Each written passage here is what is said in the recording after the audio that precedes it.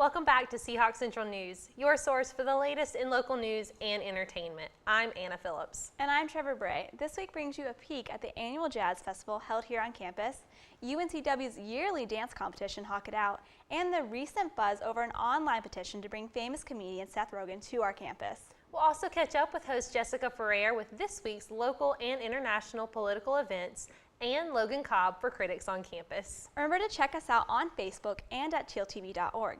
Seahawk Central News airs every Monday through Thursday on both TLN and the Seahawk channel. Don't forget to check out Trey Owings and the Seahawks sports team on the half hour. Stay tuned because Seahawk Central News starts right now.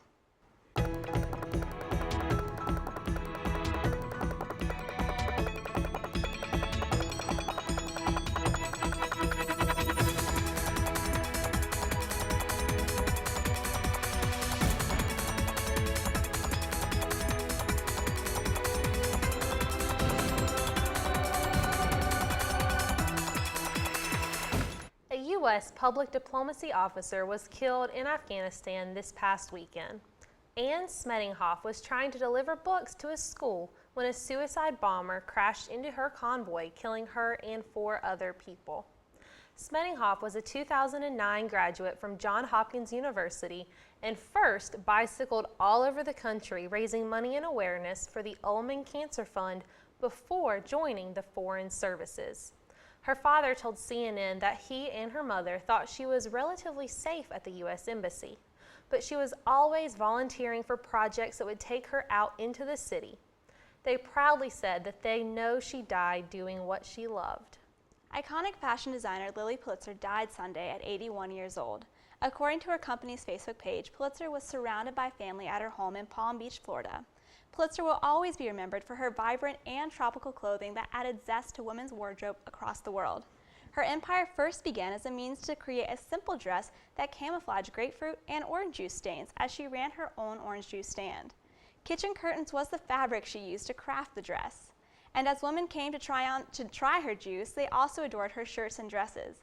And thus the legacy was created and will continue to thrive. At 87 years old, the iconic former British Prime Minister Margaret Thatcher has passed away. Thatcher struggled with small strokes since her retirement from public life in 2002. Her spokesperson told CNN that Thatcher suffered a final stroke on Monday. Margaret Thatcher, fondly known as the Iron Lady, was elected as the first female prime minister in 1979 and served until 1990. She was the leader of the Conservative Party and known for her beliefs in moral absolutism and individual rights. In 1991, former President George H.W. Bush honored Thatcher by presenting her with the U.S. Medal of Freedom. A funeral with full military honors will be given in memory of Margaret Thatcher in the St. Paul's Cathedral. The Country Music Awards, which took place Sunday night in Las Vegas, were full of surprises, upsets, and tears of joy. Luke Bryant beat 2-time winner Taylor Swift and defending champ Blake Shelton for the Entertainer of the Year award. Bryant previously won 9 accolades at the American Country Awards in December. Bryant was not the only one having a big night, as Miranda Lambert took home 4 awards for Record of the Year, Record of Song of the Year, Female Vocalist of the Year, and Single Record of the Year. Jason Aldean did not leave empty-handed, as he was honored with Male Vocalist of the Year and Little Big Town won Vocal Group of the Year. Will Seth Rogen, Danny McBride, and Craig Robinson be coming to UNCW? We will find out soon when the online competition closes. In the meantime, Molly Jones is out asking students what they think about the contest for this week's Talk on the Walk. Molly?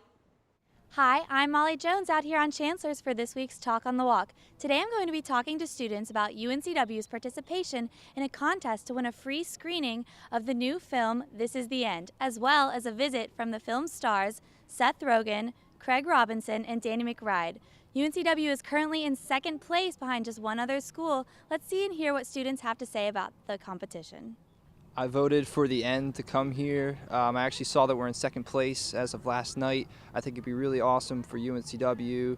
The movie looks great. The cast looks awesome. And I think it would be really great for campus. I think there are a lot of events that go on, but I think it would really help and boost student morale and stuff. I think it would be awesome if we won, to have all those people come, to have something really fun to do on campus that everyone can get involved with. And I love Seth Rogen, so I'd love to meet him possibly. I think it'd be a great opportunity for UNCW to have Seth Rogen and the other stars here and to screen the movie before anybody else. Yeah, I voted. I think it's pretty cool. I already voted once, so I don't know how many times you can vote, but people keep on tagging me and it say, vote more. I'm like, I've already voted once. But I think it's cool, you know, because we have a really good film department, and especially with Wilmington being such a center of movies, it's just really cool that we could see this in advance, and maybe, you know, if we can work more towards that. I know they just had several directors and screenwriters come and give a talk, and so, I mean, the more involved our campus can be in that industry, the better. I'll definitely try to come see this because Seth Rogen's a funny guy, and from what I can tell, this movie looks pretty funny, so a free screening would be awesome. I think it's a good idea. I mean, I'm not going to vote, but I do think getting a chance to meet the actors and actually see who they are as people would be a great idea and opportunity for UNCW students who, I mean, all we do is see these movies and we don't really know who they are behind the screen. So I think it's a good opportunity. I would love to have Seth Rogen come to UNCW. I think that would be great for the campus. I think we need someone like him to come make us laugh. I love all his movies that he's been in. There you have it. If you're interested in seeing Seth Rogen as well as the other stars of This Is the End come to campus, make sure you get those votes in. Go online to eventful.com to vote. Once again, I'm Molly Jones for Seahawk Central News, Teal TV. This week, political host Jessica Freer spoke with the first female to ever be exonerated for death row in the U.S. Let's listen in and catch up on the latest political news. Jessica? Thank you, Trevor. I'm Jessica Freer, bringing you the latest in local, national, and international political news. North Carolina made national news last week when lawmakers attempted to establish a state religion. 2 Republican legislators introduced the Rowan County Defense of Religion Act of 2013 and received support from several colleagues. The bill would have made Rowan County free of First Amendment constraints, establish a state religion, and make North Carolina immune from federal courts' rulings on constitutional issues.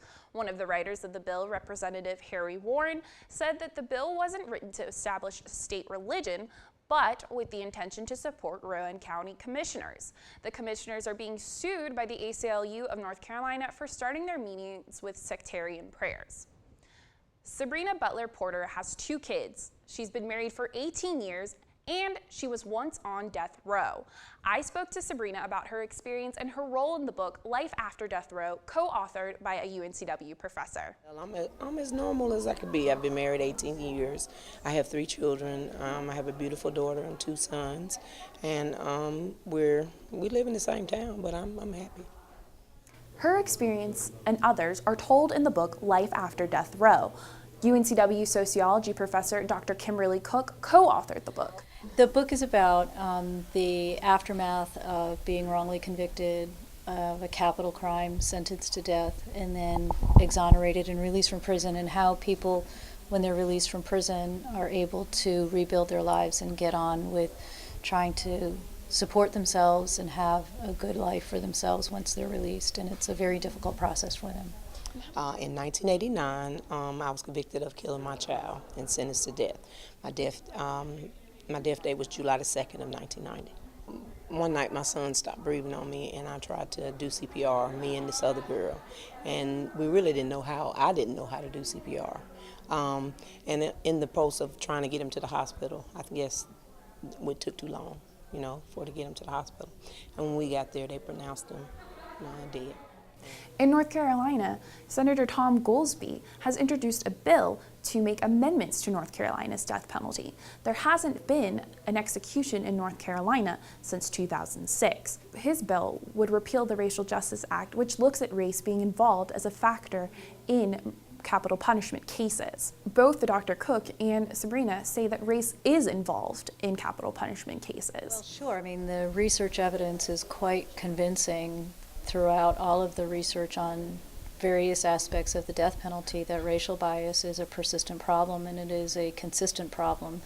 There are very few findings in research on the death penalty that are as consistent as racial bias in the prosecution of capital cases and the actual implementation of the death penalty in capital cases. If Senator Goolsbee decides to reject the scientific evidence on that that's his choice. He can do that, but that doesn't change the convincing nature of the evidence itself just because he doesn't believe it. Racial bias is a persistent problem. Each case starts at the investigative level. If they investigate the case right without going in it being prejudiced, I think that's what we need to start before, to make sure that you do the cases right, and then we need to abolish the death penalty. And more so to those people who are on death row currently who are innocent. Keep fighting. Keep fighting. That's the only thing that you can do, and have hope. Proceeds from Life After Death Row will go towards organizations who support those convicted of the death penalty who believe they were wrongfully convicted. For Seahawk Central News, I'm Jessica Ferrer. Trying to establish a state religion wasn't the only reason North Carolina made national news. Republican lawmakers also introduced legislation that would penalize the parents of college students who vote in the town where they go to school at instead of their home state. Students would still be allowed to vote in their college town, but doing so would cause their parents to lose a $2,500 tax deduction. The bill would also require that students' vehicle registration matches their voter registration address. Reactions to the bill claim that Republicans are trying to gain partisan votes since college students tend to vote for Democrats. House Minority Leader Larry Hall, a Democrat, says that he doesn't believe the GOP wrote the bill for this reason because he doesn't believe the party is that desperate for votes. He says it would be the definition of arrogance to penalize parents with new taxes just because their children want to exercise their right to vote in the community they live in. Republican leaders say that the tax would bring in revenue. As always, thanks for joining me in this week's rundown of the world's political affairs. From DC to the Dub, I'm Jessica Ferrer. A local philanthropist and great Wilmingtonian passed away on April 3rd. Bruce Cameron, a local developer and financer, was 95. Mayor Bill Saffo told the Star News that Cameron loved his city, his community, and his region. The Cameron family has donated to the UNCW Cameron School of Business, which was renamed in his honor, the Betty Cameron Women and Children's Clinic, the Louise Cameron Art Museum, as well as the Cameron Area Health Education Center. The director of the Cameron Museum calls Bruce Cameron one of the greatest philanthropists in Wilmington history. The UNCW Department of Music hosted the 2013 Jazz Fest. The festival included 3 days of music and events to honor the brass horns. Here's a deeper look at the revelries. Tonight's performance is with the UNCW faculty band from the jazz department here, and playing for the most part, playing a lot of my music from a couple of different CDs and originals, so it's kind of exciting for me to get to play with these really good musicians and get to do my music in a concert. As of early Monday, there is still no known cause of the latest outbreak of the bird flu in China. The H7N9 strain of bird flu has been confirmed in several different places across the country. There have been 21 confirmed cases with 6 deaths already. The World Health Organization announced that luckily there have been no cases of human-to-human transmission. Some of the cases have been related to a market in Shanghai where people could have come in contact with contagious animals. Chinese authorities have already killed nearly 20,000 birds and are working on a possible vaccine in effort to eliminate the virus. In this week's Critics on Campus, Logan Cobb has the latest from the silver screen. Logan? Thanks, Trevor, and welcome to Critics on Campus. I'm your host, Logan Cobb, alongside my co-host, Ricky Smalls. Before we review our movie this week, we'd like to take a moment to remember Roger Ebert, a great movie critic who dedicated his life to film. He was more than a film critic, though. He did win a Pulitzer Prize for writing. We'd like to thank him for all he's done for the film industry and for all he's done for film criticism. And this week we have the movie G.I. Joe, starring Dwayne "The Rock" Johnson and Bruce Willis. Yeah. This movie was about a group of military agents, the G.I. Joes, who essentially saved the world against Cobra, who had a guy pose as the president and try to take over the world using an advanced weapons system. But what'd you think of this movie, Ricky? I was actually disappointed by this movie. I had high hopes. I enjoyed the last movie. I like how they carried on the plot from the last movie, but they killed off all, the cast members. And I wasn't expecting that. I was expecting to see the same cast, but the new cast that they brought in for this movie, I really think that they did their job. They did well for for expectations, but it just didn't exceed, you know, the hype that it lived up to. Dwayne, you know, The Rock Johnson, he did his thing. I like the action sequences. Him and Channing Tatum did well for what they could, right? Channing Tatum. But yeah, I liked it because of the action. I'm big on action movies, and this one just I liked it. Yeah, I agree. You know, I think the action sequences in this movie were very good. My only problem was that was all you really got with this movie. Yeah. You know, you didn't get, you know, if you're looking for a story or character development or something huge like that, you're not going to get that with this movie. Right, you're right. I mean, I think they relied to a degree on the action a little too much. It's hard to see where they'll go from here. And again, you know, they did. You know, I heard a joke earlier. It was like, it's called G.I. Joe Retaliation because they were retaliating against the old movie. They got rid of everybody and brought in a whole new cast. And everybody. And while I do think the new cast was good in their new roles, they were believable. I just don't think that the writing was good enough to make their characters as strong as they wanted them to be. Exactly. The writing was, you know, it wasn't there. That's why the story was so weak. The storyline was just everywhere. Oh, absolutely. The only thing that they did do really was the North Korea jokes in there, which if North Korea sees this movie, I think America could, you know, see some retaliation, so to speak. But the Joes around here, man. Yeah. But out of 5 stars, what would you give this? Out of 5 stars, I think I would give this movie a 3.5. And I would say that because I'm a big action movie fan, and this movie had a lot of action. But like we said before, the storyline just wasn't clear. It was just bouncing here, and it seems like a lot of pieces in the movie were just tossed together just to make it look good. But 3.5 stars, I think I'm pretty comfortable with that. I agree. Great action, so-so story, believable characters, but not good acting, not good enough writing to make those characters develop. So yeah, 3.5 stars for me as well. Okay. Well, that's it for this week's edition for Critics on Campus. I'm your host, Logan Cobb, alongside Ricky Smalls. Thanks, and back to you in the studio. The Wilmington Police Department is continuing to investigate after issuing a public notification of a phone scam circulating throughout our region. Scammers have been calling businesses and individuals claiming to be with Duke Energy, then threatening to immediately cut off the customer's power unless they pay by phone with a prepaid cash card. Officials say this has been happening in Florida, South Carolina, Kentucky, Indiana, and Ohio. Anyone who receives such a call should refuse to comply and notify the police immediately. The bodies of 2 children were recovered early Monday morning after being buried by a collapsing wall of dirt in a 25-foot deep hole. According to police, the father of one of the children was digging the pit to build a protective bunker. The hole was 20 feet by 20 feet. The 7-year-old boy and 6-year-old girl entered the pit after attempting to retrieve a child-sized pickaxe. The walls caved in on the children while they were at the bottom. Safety officials used shovels and climbing gear to recover the children. Lincoln County Emergency Services spokesman Dion Burleson said the workers worked as if the children were alive. UNCW's annual dance competition, Hawk It Out, was last night, or April 8th for those watching reruns. Our Logan Spaller was on the scene to check it out. Logan? Thanks, Anna. UNCW students came together this past Thursday to show off some fabulous dance moves, as well as compete in the 6th season of Hawk It Out. 8 contestants competed for the judges' votes, as well as text-in votes from the audience. Hawk It Out is an annual dance competition at UNCW. It's kind of like So You Think You Can Dance, but UNCW version. The dancers of Hawk It Out went through weeks of preparation and rehearsals for the final performance in the auditorium.